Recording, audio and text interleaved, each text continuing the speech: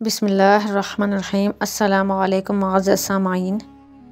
اگر معاشرے میں معافی مانگنے اور معاف کرنے کا عمل شروع ہو جائے تو ظلم رک جاتا ہے، خود پسندی ترک ہو جائے تو ظلم رک جاتا ہے، انا کا سفر ختم ہو جائے تو ظلم کا سفر بھی ختم ہو جاتا ہے۔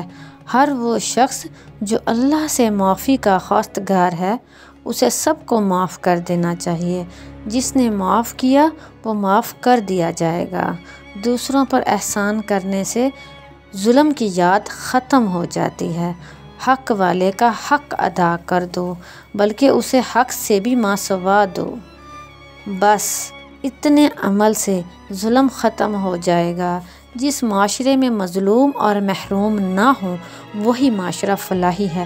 ابھی ٹمٹمائے ہوئے چراغوں میں کچھ لو باقی ہے، ابھی امید ختم نہیں ہوئی ہے۔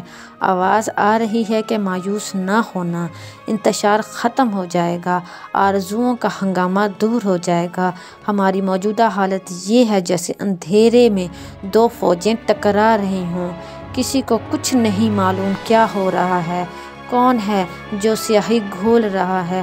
کون ہے جو انسان کو انسان سے دور کر رہا ہے؟ کون ہے جو استطاعت سے زیادہ بوجھ ڈال رہا ہے؟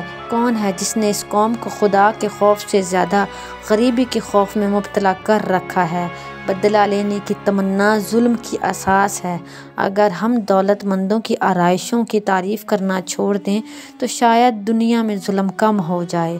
گناہ اور ظلم انسان سے دعا کا حق چھین لیتے ہیں۔ سرکار حضرت واصف علی واصف کا فرمان ہے۔